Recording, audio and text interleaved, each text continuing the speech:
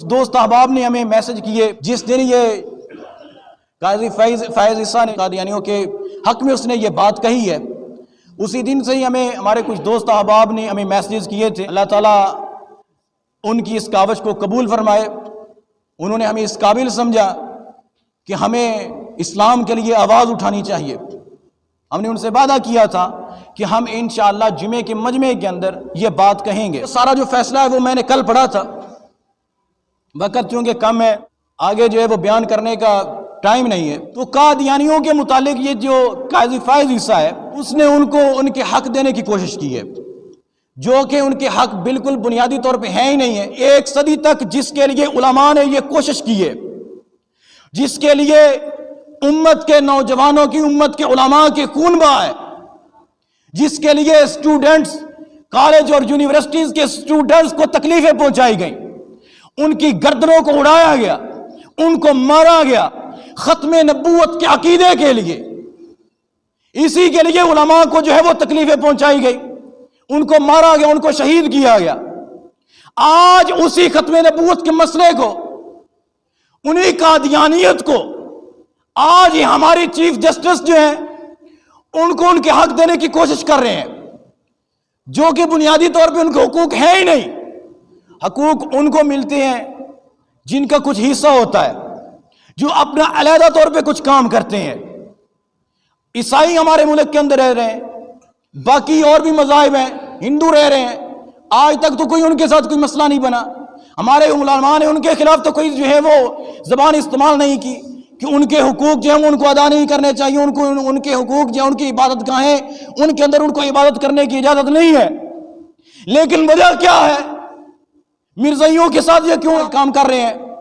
وجہ صرف یہی ہے کہ یہ مرزائی جو ہیں، یہ قادیانی جو ہیں، یہ اسلام کا لبادہ اوڑھ کر اپنے آپ کو مسلمان ظاہر کرتے ہیں۔ یہ کہتے ہیں کہ مرزا جو ہے معاذ اللہ، اللہ معاف کرے، نقل کفر نہ باشد، کہ وہ کہتے ہیں کہ مرزا جو ہے، یہ مرزا جو مر گیا ہے، مردود ہو چکا ہے، وہ کہتے ہیں کہ میں محمد الرسول اللہ ہوں۔ وہ کیا کہتا ہے؟ میں محمد الرسول اللہ ہوں۔ ابھی آپ سنیے گا اس بات کو۔ وہ کہتا ہے کہ میں اللہ کا نبی ہوں،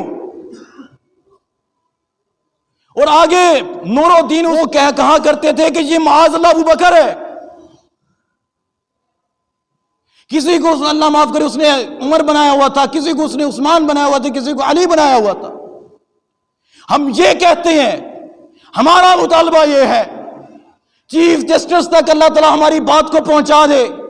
ہمارا مطالبہ یہ ہے کہ اگر قادیانی اپنے آپ کو بطور مسلمان یہ ظاہر نہیں کرتے، یہ نہیں کہتے کہ ہم مسلمان ہیں، اپنا جو وہ کچھ کرنا چاہتے ہیں وہ کریں، لیکن مسلمانوں کا لبادہ اوڑھ کر مسلمانوں کو گمراہ کرنے کی جو وہ کوشش کر رہے ہیں، ایسا کرنے کی ہم اس کی اجازت بالکل بھی نہیں دیں گے۔ کیا آپ اس کی اجازت دے سکتے ہیں؟ بالکل بھی نہیں دیں گے۔ ایک نعرہ ہم انشاءاللہ لگائیں گے، تاجدار ختم نبوت، بلند آواز سے لگائیں، تاجدار ختم نبوت، تاجدار ختم نبوت۔ تو سامعین محترم، تو کیا ہم انشاءاللہ آپ سے امید نہیں بلکہ یقین رکھ سکتے ہیں کہ اگر یہ قاضی جو ہے، یہ چیف جسٹس، یہ قاضی جو یہ جو چیف جسٹس ہے، اگر یہ اپنا فیصلہ واپس نہیں لیتا تو کیا آپ انشاءاللہ اس کے لیے تیار ہیں کہ ہم ان کے لیے جو بھرپور جو ہے وہ انشاءاللہ جو ہے قادیانیوں کو بے نقاب کرنے کی کوشش کریں گے انشاءاللہ؟ بلند آواز سے بولیں، بلند آواز سے بولیں، کیا آپ انشاءاللہ اس کی کوشش کریں گے؟ قادیانیوں کو بے نقاب کریں گے؟ تو اس بات کو یاد رکھیں، یہ جو قاضی فیض عیسیٰ ہے، اس کو یاد رکھنا چاہیے، ان کا جو باپ امریکہ ہے، ان کا جو باپ امریکہ ہے، جو ان کا باپ جو ہے وہ اسرائیل ہے، وہ قادیانیت کے متعلق حساس دور کے اندر سے وہ گزر رہا ہے۔ وہ ان کو حقوق دینے کی بڑی کوشش کر رہا ہے کہ ہمیں مسلمانوں کو خراب کرنا چاہیے۔ میں صرف یہی کہنا چاہتا ہوں، اس فیض عیسیٰ کو یاد رکھنا چاہیے، تمہارا باپ امریکہ، تمہارا باپ اسرائیل یہ کام نہیں کر سکتا، تو انشاءاللہ یہ کلمے کی بنیاد کے اوپر یہ ملک پاکستان بنا تھا۔ نہ تمہارا باپ یہ کام کر سکا ہے، نہ اس ملک کے اندر تم یہ کام کر سکتے ہو۔ قادیانیوں کو تم اقلیت قرار نہیں دلوا سکتے یہاں پر۔ تو سامعین محترم، ہمیں جی آپ سے یقین ہے کہ اگر یہ اپنا فیصلہ واپس نہیں لیتا تو آپ انشاءاللہ اس کے لیے نکلے گے، انشاءاللہ نکلے گے نا انشاءاللہ۔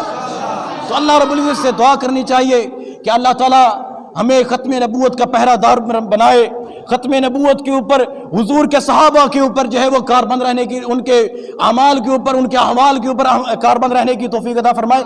آخری بات کہنے لگا ہوں، وقت جو ہے چونکہ بڑھ رہا ہے، یہ کیا مسئلہ ہے کہ آئے روز حضور علیہ الصلوۃ والسلام اور حضور کے صحابہ کے اوپر تبرہ بازی کی جاتی ہے۔ ہمارے ملک کے اندر کوئی بندہ آرمی چیف کے اوپر کوئی بات کرتا ہے، 24 گھنٹوں سے پہلے اس کو اٹھا لیا جاتا ہے۔ وقت کے وزیر اعظم کے متعلق کوئی بات کرتا ہے، اس کو 24 گھنٹوں سے پہلے اٹھا لیا جاتا ہے۔ کوئی بندہ کسی کے متعلق، کوئی حکومتی عہدیدار کے متعلق کوئی بات کرتا ہے، 24 گھنٹوں سے پہلے اس کو اٹھا لیا جاتا ہے۔ لیکن کیا وجہ ہے جو لوگ عالمی سطح کے اوپر حضور علیہ الصلوۃ والسلام کی گستاخی کرتے ہیں، حضور کے صحابہ کے متعلق کوئی باتیں کرتے ہیں، ان کو چھوڑ دیا جاتا ہے، ان کے متعلق کوئی بات نہیں کی جاتی، اور کہا جاتا ہے کہ یہ تو ان کا اپنا مذہب ہے، یہ ان کی آزادی خیال، اظہار خیال رائے ہے۔ تو اللہ رب العزت سے دعا کرنی چاہیے۔ میں نے پہلے بھی یہ بات کہی ہے کہ اللہ تعالیٰ میرا بیان ان لوگوں تک پہنچا دے، ان لوگوں کے کانوں تک پہنچا دے۔ ان کو یاد رکھنا چاہیے، یاد رکھنا چاہیے، اگر دنیا کے اوپر تمہاری حکومت ہے، ملک پاکستان کے اوپر اگر تمہاری حکومت ہے، تمہارے باپ امریکہ کی حکومت ہے، تو اس بات کو یاد رکھیں، ایک وقت ایسا آنے والا ہے، ایک وقت ایسا آنے والا ہے جس کی کائنات کے اوپر حکومت ہے، کائنات کے اندر کوئی ذرہ، کوئی چرند پرند اس کے حکم کے بغیر نہیں ہل سکتا۔ ایک وقت ایسا آنے والا ہے، تم جہاں پر غلط جو ہے وہ فیصلے کر رہے ہو، تم اپنی آخرت خراب کر رہے ہو، تم اب مسلمانوں کی جو ہے عزتوں کو پامال کر رہے ہو، ان سے کھلواڑ کر رہے ہو، ان کے ایمان سے، ان کے اسلام کے ساتھ۔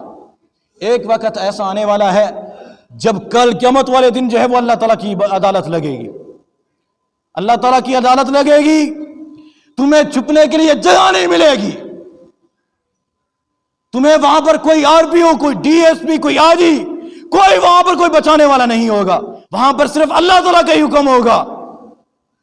تو ابھی وقت ہے، ابھی وقت ہے، لوٹ آؤ دین کی طرف، لوٹ آؤ اسلام کی طرف، اس سے پہلے کہ تمہاری یہ آنکھ بند ہو اور تم دوسرے عالم کے اندر چلے جاؤ، تمہیں معافی کا موقع نہ ملے۔ اللہ رب العزت سے دعا کرنی چاہیے کہ اللہ تعالی ہمیں صحیح اسلام کے اوپر عمل کرنے کی توفیق عطا فرمائے۔ وآخر دعوانا الحمدللہ رب العالمین۔